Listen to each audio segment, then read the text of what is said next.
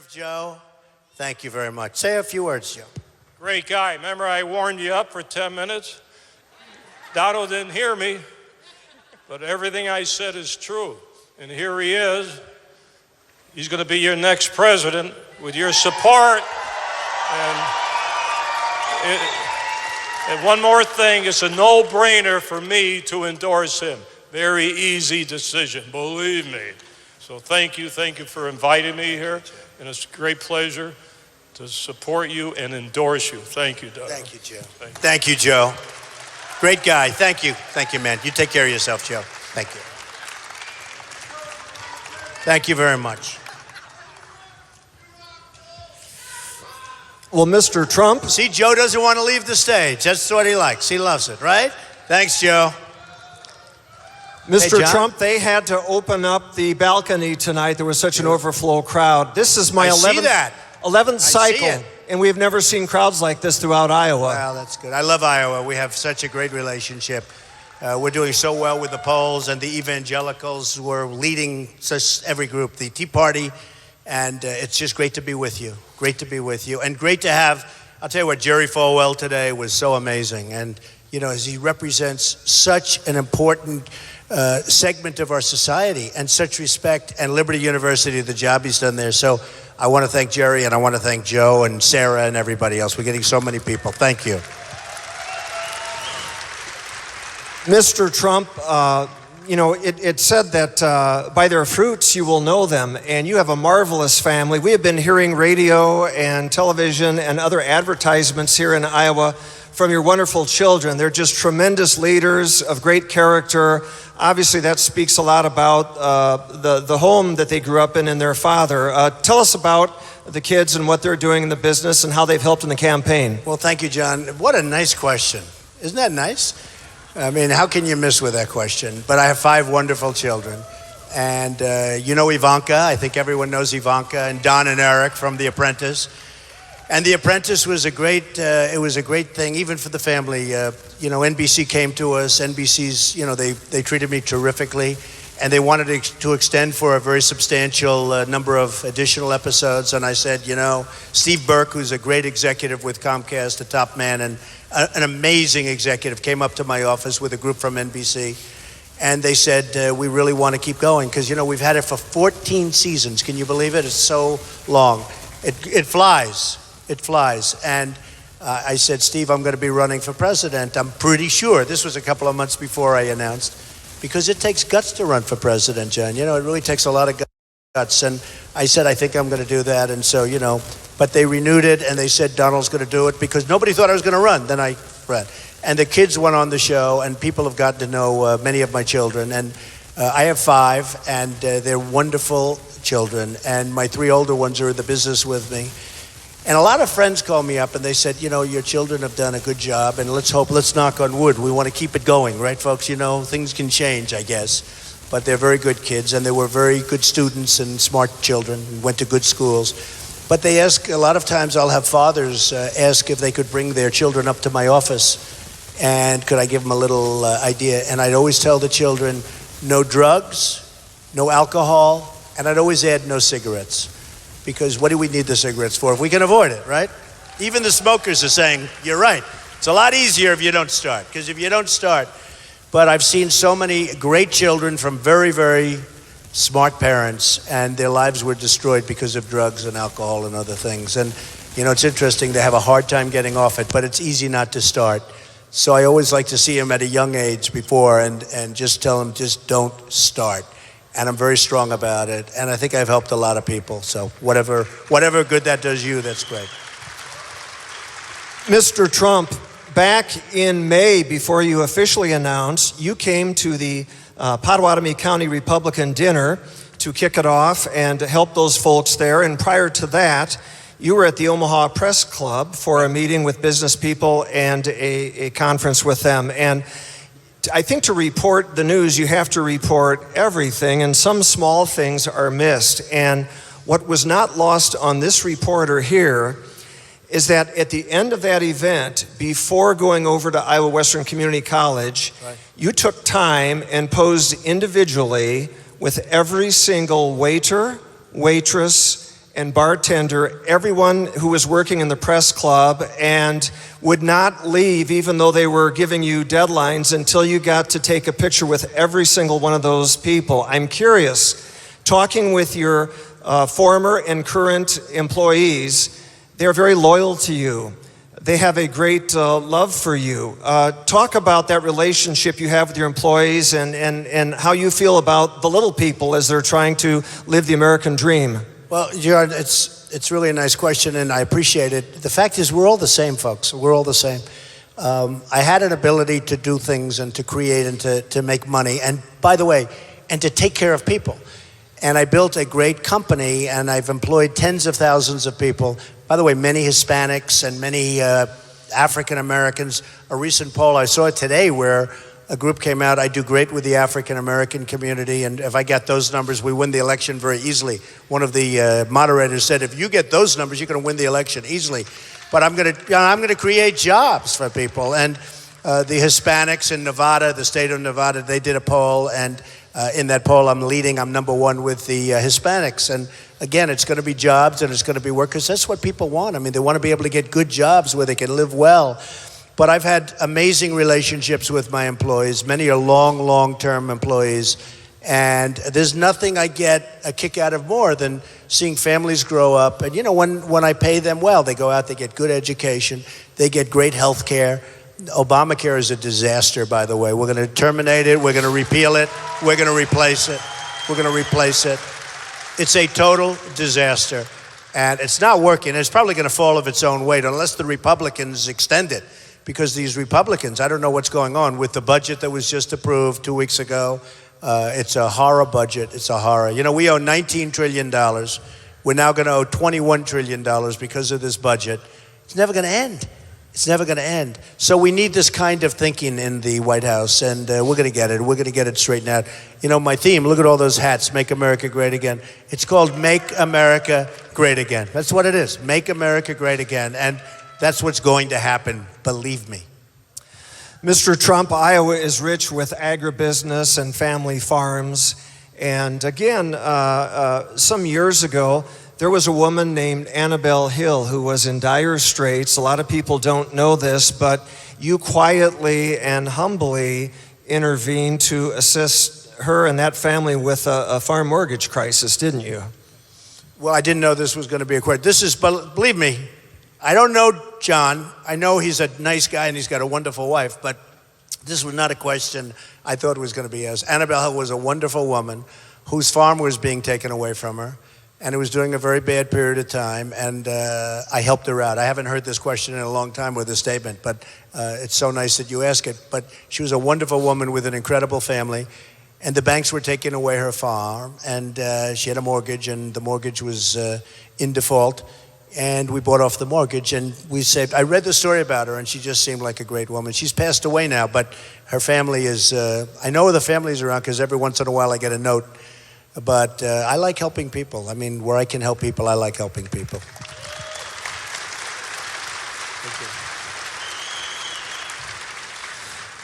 Mr. Trump, in the last debate, I'm an old debater, and I think you scored very strongly, particularly in the economics and trade portion of the debate. But this is your milieu, and it seems like for many years, we've not had someone with their hand on the tiller that really understands the economy and economics. You have employed tens of thousands of people. Mr. Trump, you've got a very bold and aggressive tax plan. Do you think that that impetus, along with the bully pulpit of the White House, could turn this economy around? I think so. I mean, look, we have now, I just brought this along. I'm in the plane, I'm reading the Financial Times, and here it is, Johnson and Tyco revive tax storm with $20 billion tie-up. They're going to merge, and they're leaving the United States. They're going to move to Ireland. The American aspect of this is going to move to Ireland. Now, it used to be they'd leave New York and they'd go someplace else. They'd go to Florida. You'd leave maybe, as an example, although I must say in Iowa, you lost a lot of business, as you know, to Mexico. A lot of business to Mexico, which is ridiculous. But here they are. Now they're moving out of the country. It's ridiculous. I mean, Newton, Iowa, I was watching 60 Minutes years ago, And I've made friends because I helped a lot of people in Newton, Iowa. This was long before I thought I was going to be running for office. But I felt badly. People were being pulled out of colleges. Businesses were going to be closed. Because in Newton, as you know, it was a lot of businesses were ridiculously taken out. And most of them went to Mexico, which, you explained to me how that's good for us. It's not good. But here's front page on the Financial Times, and they're talking about company moving to Ireland. How does that help us? How does that help us? It's ridiculous. So it's so sad. And you know what? It could all be straightened out, John. So my tax plan is going to lower corporate taxes. It's going to lower taxes for the middle class. So important. The middle class is, between the veterans and the middle class, there is no two groups of people treated worse, in my opinion. There's no two groups treated worse. And we're going to take care of our veterans, and we're going to take care of our middle class. We built the country. The country was really built by the middle class in terms of middle-income people, and they're paying too much tax. The deal is so complicated. You have to go to the Wharton School of Finance to figure it out. Nobody can figure it out. The tax, it's so complicated, and you go to these tax processors and you spend money, and they don't even know. You get 10 different people to look at it. You get 10 different answers. And we are going to simplify our tax code. We're going to reduce taxes for people, and we're going to bring business back because the corporate taxes are so high that businesses now are fleeing our country. They're also fleeing for another reason. They have $2.5 trillion at least offshore outside of this country. It's called corporate inversion. They have all this money. They go out to get their money. They can't get their money in. And it's interesting because it's one of the few things, if you look, the Democrats and the Republicans agree the money should come in. Who doesn't think, the money should come in? This has been for 3 years now, and they can't come to a conclusion because there's no leadership. So the Democrats say it should come in.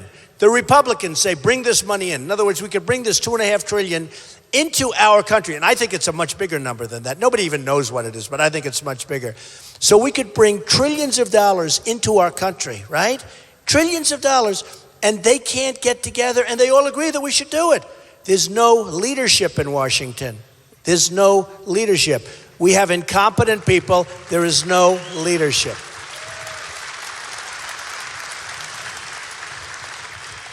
Mr. Trump, presidents on the Democratic side, such as John F. Kennedy and Bill Clinton, have helped turn the economy around with tax cuts. Ronald Reagan showed that broad tax cuts actually increase the tax coffers of the federal government. Do you think that your bold plan of tax cuts can actually build up revenue and, as you say, bring more jobs back to stateside? And how do you think those plans will work? Well, Ronald Reagan was a good example of it, but Larry Kudlow, who's a fantastic guy, everybody, look at the claps for Larry. He'll be very happy to hear that. But Larry Kudlow loves my plan. So many people love my plan. And it's a very steep cut. We're right now the heaviest taxed, the most highly taxed country anywhere in the world, essentially. There may be one on the outskirts, but probably not when you add it all up. So we're the most heavily taxed country in the world. That's why people are leaving. People are leaving. Companies are leaving. Jobs are being lost. Jobs are totally being lost. And when we do what I'm doing, people are going to come into the country. And that's what we have to do. And we have to make much better trade deals. We have to do this with China, with Japan. We have to get our great leaders. We have the greatest business people in the world. And we use political hacks to negotiate deals with China. And believe me, their people are not political hacks. Their people are killers. Their people are people, they want to see us, they want to steal everything we have, from the jobs to the money. So we are going to use, Carl Icahn endorsed me, other people endorsed me. Oh, look at these guys. Can you believe it? They never leave you alone. Paparazzi, the press. I always call it the dishonest press. Boy, are they dishonest. But these are nice people. But we're going to use Carl Icahn. We're going to use the greatest business people in the world. We have the best business people in the world, and we don't use them. We use hacks to negotiate deals. And then you wonder, why do we lose billions and billions of dollars a year with so many countries?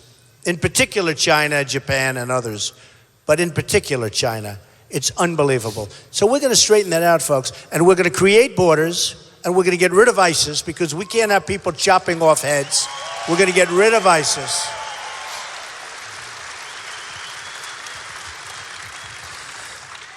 Mr. Trump is a businessman over many years. I can echo for many, many folks out there, especially small business people, the regulatory environment is killing them. It's killing their businesses, it's killing their productivity, it's killing their ability to price competitively. It's very demoralizing. How can you cut through that Gordian knot of regulation? Are you going to have the backs of the small business people that have made America into such a great middle-class country? Well, you know, John, I know the farmers, and we'll talk a lot of farmers right here, but the farmers are just getting killed. I have farmers that are people that I know, in some cases friends of mine. They tell me that the regulation now just to farm land that normally they used to go out and just farm it is just brutal what's going on. They talk about puddles being considered lakes. They talk about things that are just hard to believe. So we're going to take care of that. And by the way, I'm totally pro-ethanol, which frankly Ted Cruz is not. And you have thousands of jobs.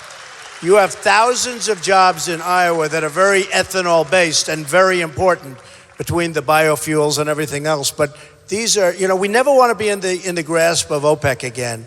And what we can do and anything we can do to create a lot of fuel, because eventually, you know, right now you see low prices, they'll be going up again. They'll be going up again. But I'm very pro-ethanol, and Ted Cruz is not. He is totally. Although, you know, they said, oh, well, how honorable he is because he changed his tune about 2 or 3 weeks ago and started coming a little bit of the way. Not far enough. Is that right? Stand up, sir. Is that right?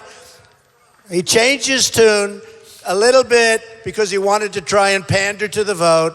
And then when everybody went against him, and the governor, and I have great respect for your governor, and he came out, he said, you cannot vote for Ted Cruz. You can't do it because it's going to be terrible for your economy. So I'm pro-ethanol. Ted Cruz is totally against it. And by the way, who's giving Ted Cruz his money? A lot of it's given by oil money. So he's never going to help you with the ethanol. So, and I'm not taking money, so I don't care about the oil money or the ethanol money. I do what's right.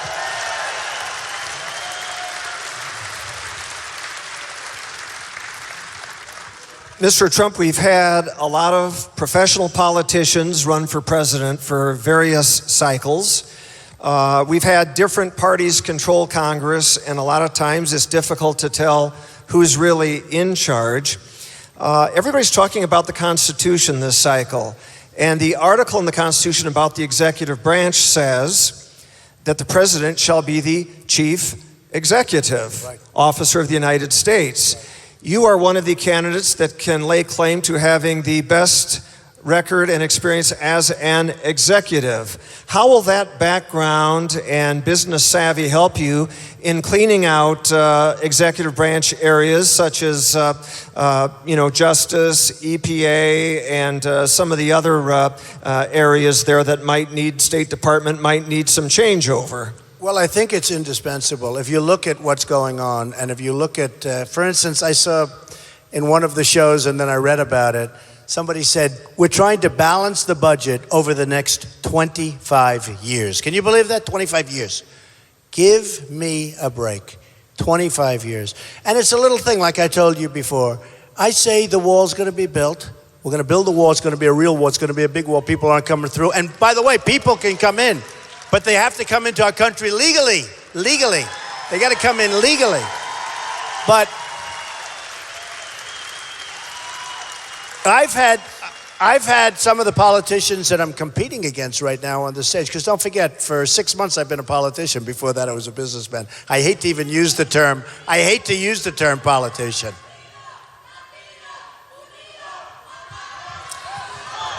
Well, folks,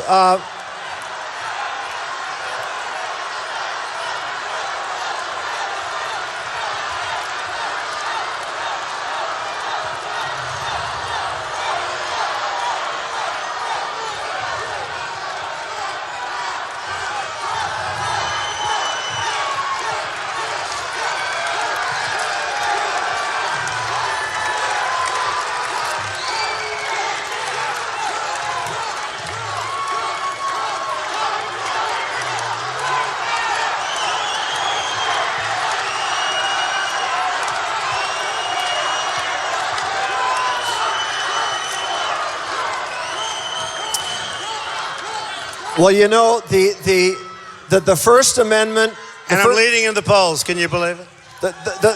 The First Amendment is a beautiful thing, but we do talk about Iowa nice, and Mr. Trump, you've invited these folks here as guests, so we like to encourage people to be polite and be good hosts as well. So, but John, you know the good thing. Oh, there we go. That's okay. Sure. Enjoy yourself, darling. Thank you.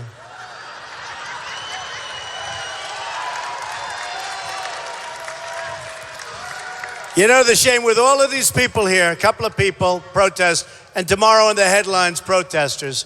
But the good thing about the protesters, the cameras turn because they never turn off the stage. Now people see, this place is packed. Every place we go is packed. So we love it. We love it. We love our protesters because the only way they turn the camera is when we have the protesters. Thank you. Go ahead. Mr. Trump, as we look at the constitutional charges that the president has, in addition to being commander-in-chief, it seems to be that in the past, some of those that are running from a legislative branch background have some more difficulty when it comes to actually running the executive branch of the government. They don't know what they're doing. It's true, John. You have a person like Ted Cruz. He's never run anything. Guy's a senator, doesn't get along with anybody. Nobody likes him. He's not endorsed. Think of it. Not endorsed by one United States senator, and he works with them every day when he reports to work, But he's not endorsed by one senator, not one Republican senator. How do you do that? How do you run a country that way? It's fine to stand in the middle of the floor and say, and everybody else is saying, what are you doing? You got to get people to make deals, but they got to be the right deal, not the wrong deal. We're going to make great deals. We're going to make great deals, and you have to cajole. And you look at Ronald Reagan and Tip O'Neill. They did. That's the way it's supposed to work. You make a country, and you do it the right way. But Ted is a nasty guy. People don't like him, and he doesn't have one endorsement. Think of that. Doesn't have one endorsement from a Republican senator. He has very few endorsements, other than wacky Glenn Beck, who's always crying every time I see him on television. This wacko is always crying. He's a total nut job. The guy doesn't have any endorsements of any, great consequence. And then when you look at the governor of your state, and he says, you cannot, and he's a respected governor, I have to tell you that, but he says, you cannot vote for Ted Cruz. And then he doesn't report his loans because he wants everyone to think that he's Robin Hood and he's going to help you with the banks. But then Goldman Sachs and Citibank, he didn't put them conveniently on his form. There's a lot of stuff at play, folks. There's a lot of stuff. Look, with me, it's going to work. Maybe it won't. I think it will. Polls have come out, as you saw today, John, where I'm 40% and 42%. Somebody else was 11. We're doing well. And I have to say this, so important is that Iowa, we love it, and I've been here so much, and I'm going to be here all week. You're going to get sick of me. But the truth is, Iowa has not picked a winner in 16 years, folks. If you're going to pick a winner, pick me. We're going to have a win. We're going to have a win. You got to win. Got to win. And one other thing, and it is time that you pick a winner, because 16 years is a long time. We've had, 8 years of Obama and stuff. 16 years is a long time. But for 16 years, that's a long, long spell. But remember this, that they want to move Iowa to the middle or to the back of the pack. There's a big move. If I'm president, that's not happening at all. This is an amazing tradition. And this is an amazing tradition. And frankly, whether I win, lose, or draw, they shouldn't allow it. This is an incredible, even the whole concept of caucus. It's tougher, but it's so interesting. And you really get into government. I've learned a lot even over the last couple of months having to do with caucus. But I just hope you get out there on February 1st, caucus. Go with me, of course. Otherwise, don't go. Don't bother. You're not going to go with me now. But such an important thing. And I'll tell you what, if we win, I think we can run the table. It'll be so important for Iowa, because if we win Iowa, they're saying if Trump wins Iowa, New Hampshire, they're incredible people. We're leading by like 20 points. And we win Iowa, we win New Hampshire, we're going to win South Carolina, then we go to Nevada, then we go SEC.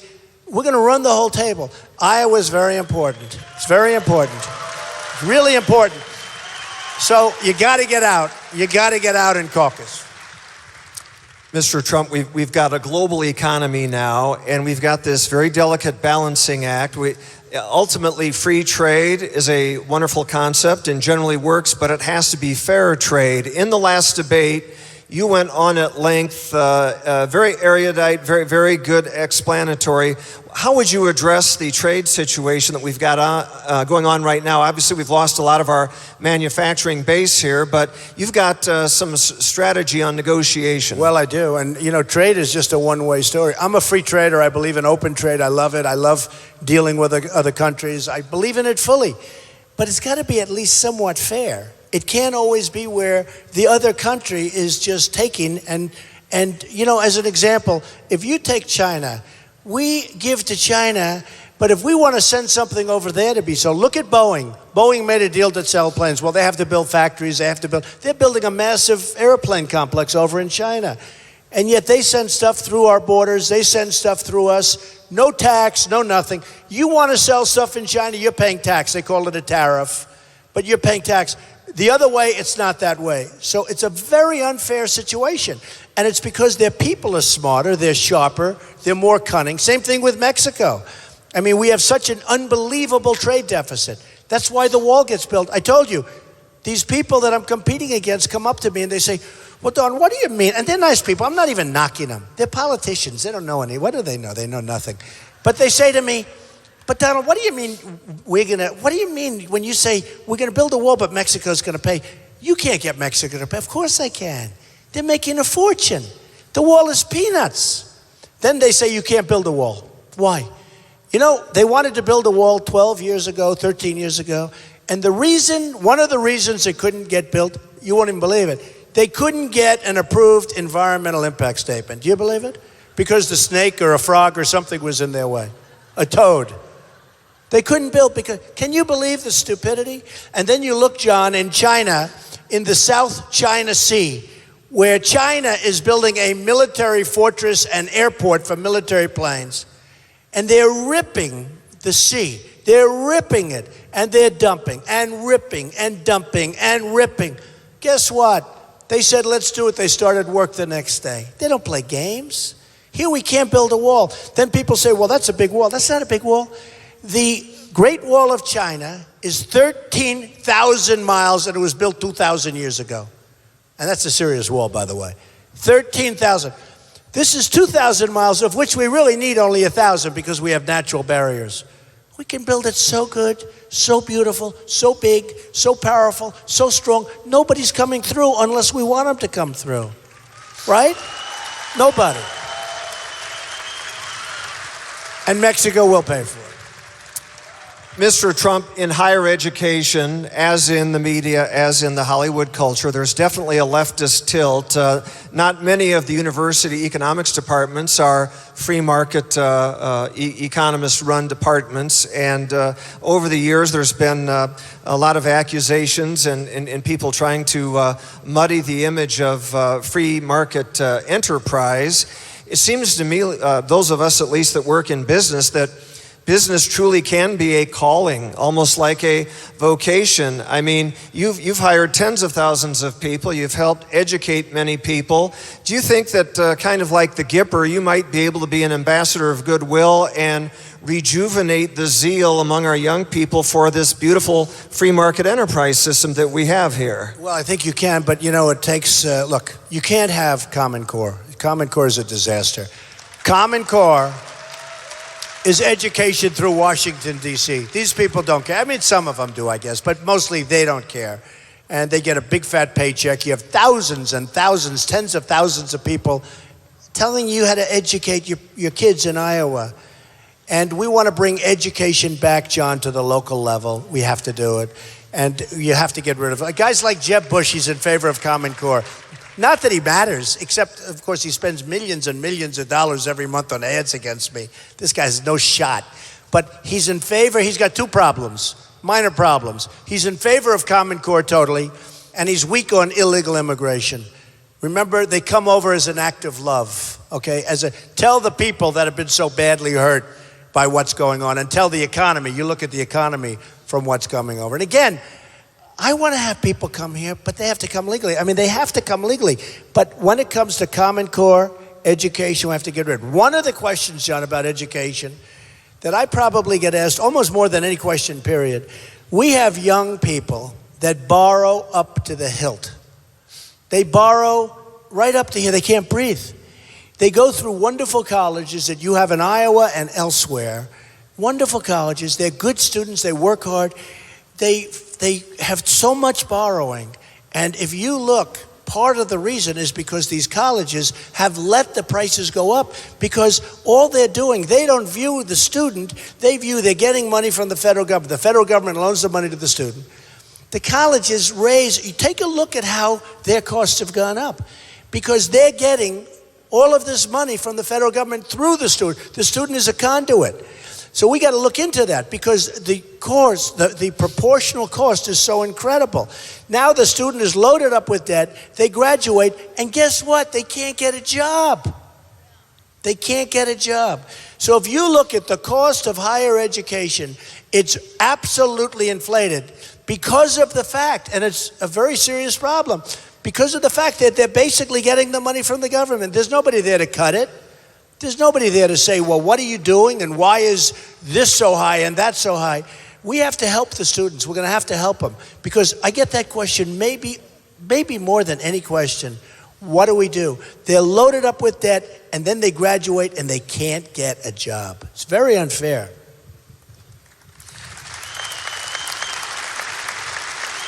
Mr. Trump, there was some discussion in the last debate about New York values. And of course, in Iowa, we have a great respect for our first responders, our law enforcement heroes. And also, as a point of personal privilege, one of my heroes actually is a New Yorker, the late, great Cardinal John O'Connor. Right. And he was a hero of mine. And you wrote about meeting him in The Art of the Deal. And would you tell us a little bit about that and how your brush with O'Connor maybe inspired you, how you maybe worked together? Well, Cardinal O'Connor was just a great man. He was a great gentleman. He was the cardinal from New York and the area, and the Catholic Church in this case. I'm Presbyterian, but he was a friend of mine, and he was a great, great guy. And he was a very inspiring man. People loved him. And when there were problems, you could always go to Cardinal O'Connor, and a lot of people did.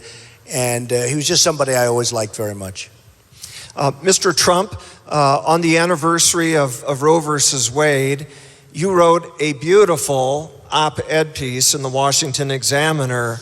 If you folks haven't read it, I think you need to read it. It was an outstanding essay on why you believe the culture of life is so important. Do you care to just share a kind of a general view of your stance there? It was an excellent essay. Well, you know, when I was in business, people wouldn't ask me pro-life or pro-choice. They wouldn't talk about that. You know, nobody, it's not like something that people talk about. It just wasn't. When you get into the world of public life or politics, then all of a sudden it does become a big issue, because it's a very important issue, and it's an issue that's very close to many people's hearts. And I never really gave it much thought. I knew how I felt, but I never gave it much thought. And just like Ronald Reagan and many others changed their views on that and other things, I mean, they changed their views on so many things. Ronald Reagan, I always use him as an example, because as you evolve, and especially me, because I came from such a strong business environment, and then all of a sudden I'm in the world of politics, and all of a sudden you start thinking out issues that are different. And by the way, you give up other issues that you don't think about to the same extent, meaning business issues. But Ronald Reagan was a somewhat liberal Democrat, and he became a somewhat conservative Republican he evolved over a period of years, and he became a great president, most importantly. I mean, I thought he was a great president. I thought it had a great feel. Our country had a great feel. And I thought he was a terrific guy. And I knew him, and I helped him, and I worked with him a little bit. He knew me. I think he liked me, and I liked him, but not well, but we helped him. And when it comes to pro-life, I've evolved on that. And part of it is that a friend of mine was choice. He was all the way choice. And they had this is a while ago, and they had a baby. They were going to have a baby, and he didn't want to have the baby. And the wife did very, very strongly. And they fought and fought and fought. And she won. And they had the baby, right? See? It's true. And I know it so well, and they're wonderful people, but they had the baby. And the baby turned out to be a superstar, just a superstar, an amazing child, an amazing person. And that had a huge impact on me for some reason, because this person, and whenever I see him, he says, can you imagine if I didn't have the baby? And he was very much in favor of terminating, and he didn't terminate because the wife is a strong woman, like some women are, and wanted to do it. And that had an impact on me. And there are other things too, but that had a very big impact on me. So for those folks that are pro-life, I can fully, I concur with you 100%. Thank you. Thank you, Mr. Trump. We now turn to an issue that is near and dear to a great deal of Iowans, along with the life and the economic and the other issues. Second Amendment is very important to Iowans. We have some of the largest per capita numbers of hunters harvesting game. We also have people on the land that need to protect livestock, and those of us that live out in remote rural areas. Frankly, law enforcement's too far away to get to us in time. You've been a staunch supporter of the Second Amendment, unlike a New York former mayor who's flirting with maybe joining things in the race also. Talk to us about your views on the Second Amendment and gun rights. So, Second Amendment's so important. I mean, we have, they want to chip away. Every time you say, now they're talking about bullets. Well, we can't do with the guns. Let's take away the bullets. Let's knock out the magazines. Let's use 3 bullets in each magazine. Guess what? The bad guys are not going to use 3 bullets in the magazine. The bad guys are going to have the guns. I tell the story, and I tell this story so much, and since it happened, because a lot of things have happened. It's very interesting. After Paris, my poll numbers went up like 11 points. You remember? It just went through the roof. Because people view me as the toughest on immigration, and we don't want these people coming in terms of the migration. Let's help them. Let's get the Gulf states to pay because they have plenty of money. We don't, okay? But we have to sort of maybe create some kind of a zone where they can live, a safe zone, where they can live in Syria. You see what's happening with Germany. It's a disaster. You see what's happening all over Europe. It is a disaster. We can be politically correct and say wonderful. It is a disaster that's going on in Europe. I don't even know if Europe is ever going to recover from what's happening, the decisions that are being made. At least we can't say that we have the only stupid politicians, okay? But I can't say that I'm not sure that it ever recovers. Millions of people pouring in. They should have done safe zones. And frankly, the people probably would have rather had it because, I notice when I have employees, as an example, and I pay them a lot of money, they make a good living and everything, when they retire or leave my company eventually, because they keep them for a long time, but when they make enough money, they want to go back to their home. In some cases, it's Mexico or Guatemala or different places. And they very rarely say, as much as we love this country and we love our country, and if we were outside, we'd want to come back here. But it's amazing. But when it comes to the Second Amendment, for whatever reason, when Paris happened, a lot of things changed. 130 people gunned down by animals, by total animals. And I would give the press a hard time because they would call them these wonderful names, like these ones. And don't forget, they radicalize our children and our people by using the internet better than we do, and we invented the internet, right? But they'd call the leader the mastermind. Remember, they said, the mastermind hasn't been... I said, don't call him the mastermind. Call him the man with the dirty hat, the guy with the dirty hat. And he was disgusting. I mean, and they're saying, these guys, the press, the dishonest press, they're calling him the mastermind.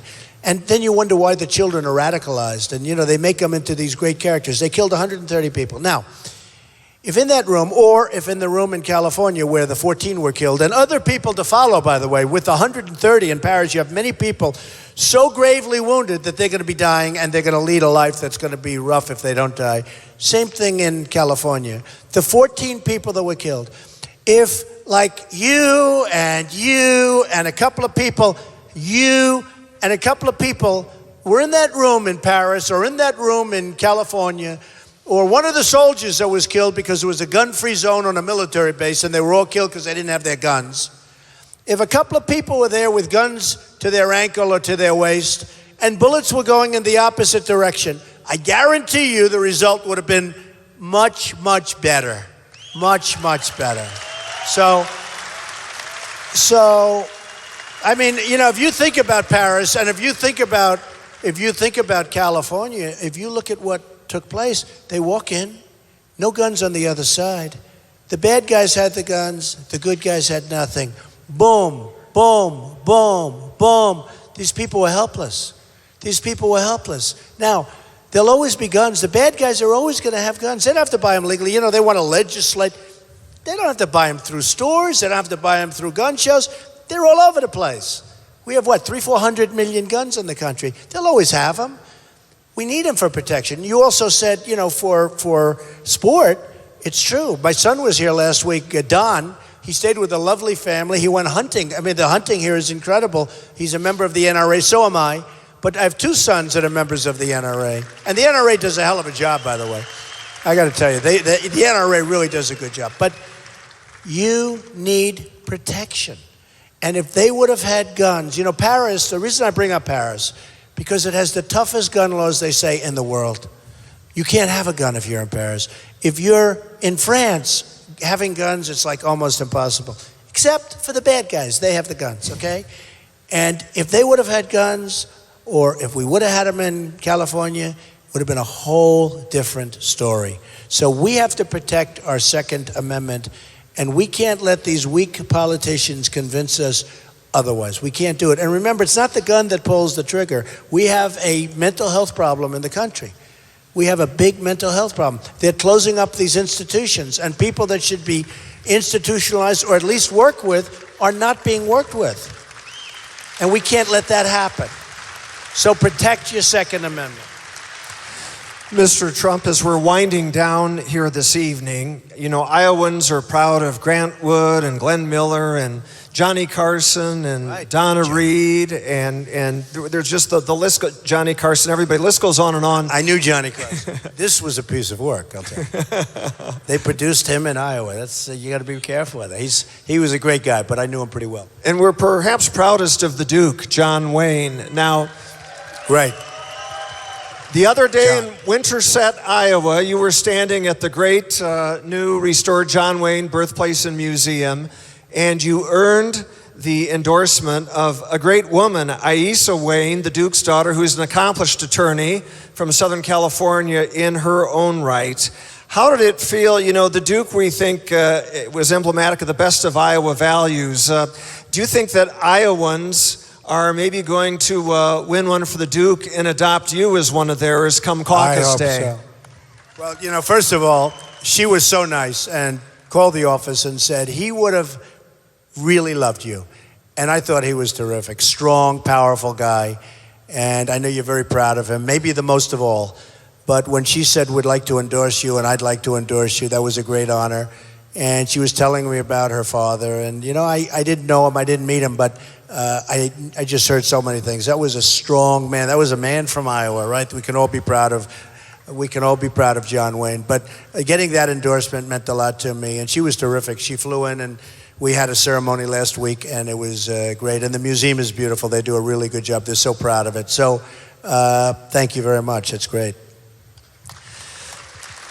One last question, because Mr. Trump's going to be campaigning throughout Iowa yet the rest of the evening here, of course. And just as an aside, I think you can learn a lot more in depth about a candidate this way than you can with a gotcha debate at Fox News. Well, I think you can. I mean, Fox News is fine. I have no objection to Fox News, but they have to treat people fairly and they can't take advantage of people. So, I made a little announcement before, not a big deal, but it's sort of an interesting period of time. But I think most importantly, much more important than that, is that we are going to make our country so strong and so great again. We're laughed at all over the world. We're like the country led by people that just don't know what they're doing. We're going to be properly led, and we're going to be so proud of our country. And I'll tell you what, it's such an honor to be here tonight. But I want to say the next time I see you, and literally the next time I see you, and we will be back, after a year, you're going to say, wow, what a difference. You're going to be so proud of your country again, and we're going to make our country great again. That will happen, and it'll happen pretty quickly. So I hope you can get out and caucus on February 1st, and I love you all. Thank you. Thank you very much. Thank you. You didn't frankly have the balls to put country before party.